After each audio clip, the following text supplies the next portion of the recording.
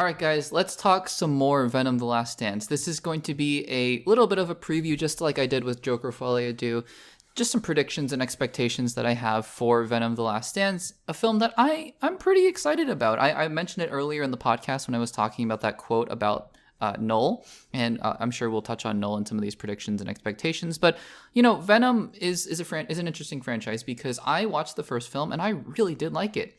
It's not amazing. It's not, comic book movie perfection or anything like that. But I was so entertained by the dynamic between Eddie and Venom and just everything going on here that I really did have a good time with it. And I can totally understand why a lot of other people did and why, frankly, not a lot of critics did. It just doesn't seem like a film that's entirely made for critics, and that's totally fine.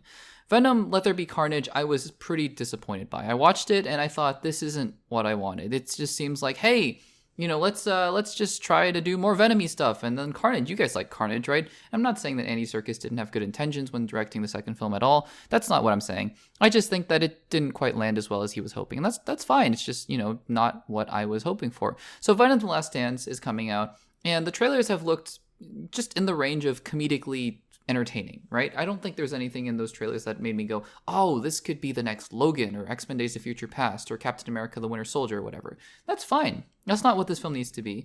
But, it's just not drumming up that kind of excitement that even I feel with a Captain America Brave New World, where Kevin Feige gets on stage and he goes, we're returning to the roots of the Winter Soldier kind of action, or Thunderbolt, which looks really interesting, or, the Batman or, Superman or whatever. So it's just, I'm not, all that to say is I'm not ridiculously excited for Venom The Last Dance, but I'm certainly hoping that I watch the film and go, no, this is so much closer to the first film, if not better, than the second film. So I have here some expectations, some hopes, right? What am I expecting and what am I mostly hoping for Venom The Last Dance, right? If it can do, I have three things here that are sort of bigger buckets that other points fall into. If Venom The Last Dance can do these three things, I think that for me, the film will be a big win, unless other things go disastrously wrong.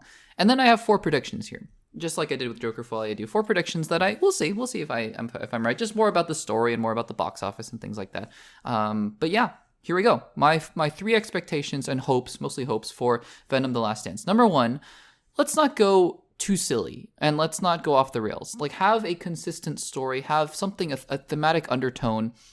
Really, in other words, let's skew more towards Venom 1 and not Venom 2. And you might be asking yourself, Access Blockbusters, Venom 1 was ridiculously silly. And it was silly. Like, there were just some really funny scenes where, in Venom's apartment or Eddie's apartment, where Venom is first learning to kind of coexist with Eddie. And they're throwing food around, and it is funny, right? In that way, for sure, 100%. I just think that Venom 1 had more of a story to tell, especially with Annie and played by Michelle Williams, right? I think Venom 1 just had more of a story to tell. Venom 2 was just kind of ridiculous and sometimes in a good way, but more in the sense of there are just things that they were like, hey, look, it's Carnage. You like Carnage, right? You like symbiotes, right? You like Carnage versus Venom, right? Sure, totally fine. There just wasn't that much of an interesting story to tell. So really, what I'm saying here with this first expectation is let's just have a story to tell. And the silliness, the goofiness, the quote-unquote off-the-railsness, that's totally fine. I don't mind that at all. I just hope that it's counterbalanced by a really strong story. And I'm not asking for the next, best screenplay or anything like that, but just a story that we can latch onto and enjoy for ourselves. So that's the first hope that I have for Venom The Last Dance. Number 2, and I don't have a lot of faith in this one, honestly, but here's what I'm hoping for. Let's not have way too many symbiotes. So I understand that just watching the trailer for Venom The Last Dance, this probably won't happen. There are going to be tons of symbiotes. There's going to be spider symbiote-looking creatures, like alien, xenomorph-looking symbiotes, and Toxin's going to be in the film. I'm just a little bit sick and tired, and it's kind of weird to say, but both of the Venom films have just been symbiote versus symbiote, and I'm just kind of wishing for something different, something a little bit different for Venom to fight. Maybe he'll fight Knull, and that'll be interesting. I certainly hope so, but I think even if there are going to be a lot of symbiotes, let's not just make the whole crux of the film once again Venom versus another symbiote. I just think I'm a little tired of it, and I hope that the film can focus on other things. You can have an army of symbiotes chasing him. Even that I'm like a little iffy on, but still, let's put the focus on Venom, maybe facing a different enemy, a different foe. I think that would be really interesting. And the third hope and expectation that I have for the film, let the story really be about Eddie and Venom at its core. it's fine to have all these other ridiculous things. Venom Horse is in the trailer and Vegas is in the trailer. It's silly, it's goofy. But, what makes the first Venom so special in a specific regard is the relationship between Eddie and Venom. That's what makes the film work. It carries the film. And I'm hoping that this third Venom film can truly carry it towards that same direction, where it's a film about this kind of weird bromance. It's like this very strange relationship that these two characters have that I think will really endeared us to the characters in the first film. And I think that as long as you make this film about those two characters, and I do mean two characters, I do think that they're two distinct characters, then I think you're going to be fine. I think that no matter what, at the very least, you'll have an entertaining film, because they know how to write the dynamic between those two characters really, really well. So those are my 3 hopes and expectations for Venom: The Last Dance. Now, I have 4 predictions, like I said, and the fun thing about doing this as a podcast is that you can go back and watch this podcast and you can totally tell me I'm wrong. And I'm usually very, very wrong.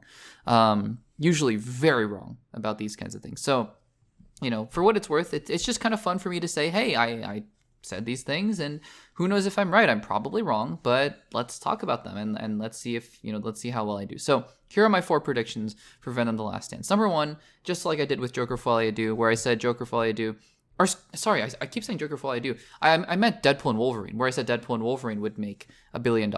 I didn't really do that for Joker Folie à Deux because I had no idea what the box office was going to be. Turns out the box office for Joker 2 is terrible, but with Venom: The Last Dance, I want to make a prediction about the box office. So number 1, I think Venom: The Last Dance will make in the ballpark of $600 million.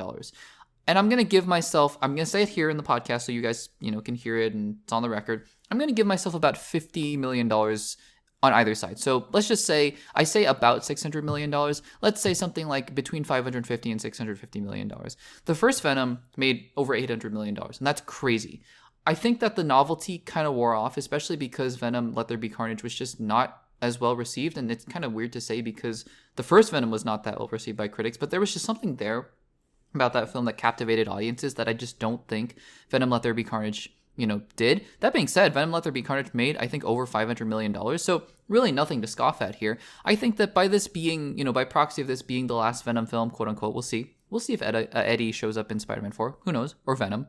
But I think that this is going to be a film that does well, right? $600 million, nothing to sneeze at all. But I just don't think it's going to quite hit the pinnacle of the first film. And I'm just predicting that it's going to slot very comfortably in the middle between Venom 1 and Venom 2 in terms of the reaction from fans. I think that people will like this film, but I just don't think it's going to capture the first film in terms of scope and in terms of emotion and whatnot. We'll see. But my first prediction, in the ballpark of $600 million. Number 2 is Knull is not going to be in this movie for more than 10 minutes. I have a suspicion that Knull is going to be that presence that kind of lingers throughout the film, and you see him for bits and pieces, 30 seconds here, 30 seconds there, and then he kind of just shows up at the end to fight Venom. And that's that. Who knows what happens to him there? I just have a feeling, because, this film is not being marketed really as, a Knull versus Venom kind of film. Because the other films were like, hey, it's Knull versus Riot. Hey, it's not Knull. It's Venom versus Riot. It's Venom versus Carnage. And you do see Knull in the trailers for sure. But mostly the film is about Eddie being on the run and other symbiotes chasing him. So I think Knull is going to make other symbiotes do his dirty work, but in reality, the actual character of Knull is not going to be on the screen for more than 10 minutes of actual screen time. So that's prediction number 2. Prediction number 3,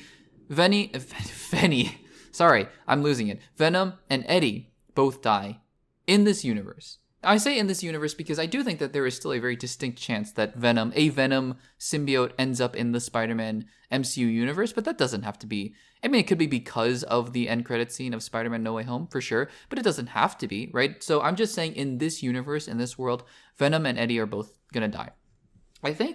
I don't know. It's a really weird red herring for all the trailers to be like, oh, it's the last dance, and the characters both being like, I'm with you till the end, and both of us aren't going to make it out. Like, they keep trying to make us think that both of these characters aren't going to make it, and I'm willing to believe them on that. Believe it or not, I think trailer companies are pretty bad at lying, honestly.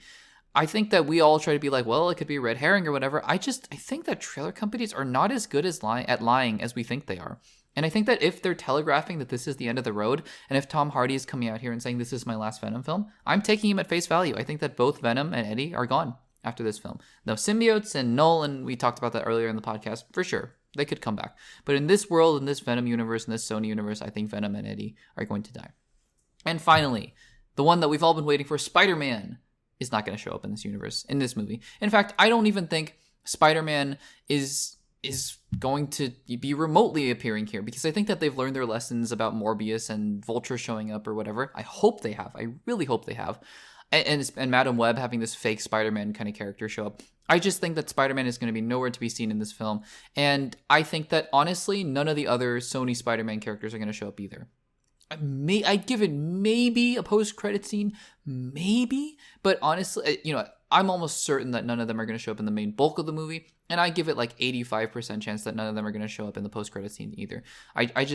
I don't see them being like, hey, let's throw Madam Web in here. Let's throw in Morbius here. Or how about Vulture? I just don't think so. I think that this is going to be a swan song for Venom and Eddie. And I hope it is, honestly. But I could be totally wrong. Kraven the Hunter could show up in the post-credit scene and be like, watch my movie that's coming out in a couple of months. And we'll be like, okay, if you insist. So yeah, we'll have to see about that. But guys, those are my hopes, expectations, and predictions for Venom: The Last Dance. Let me know what you think about them. Which ones do you think I'm right about? Which ones do you think I'm wrong about? And let me know some of yours in the comments down below. I'm excited about this film.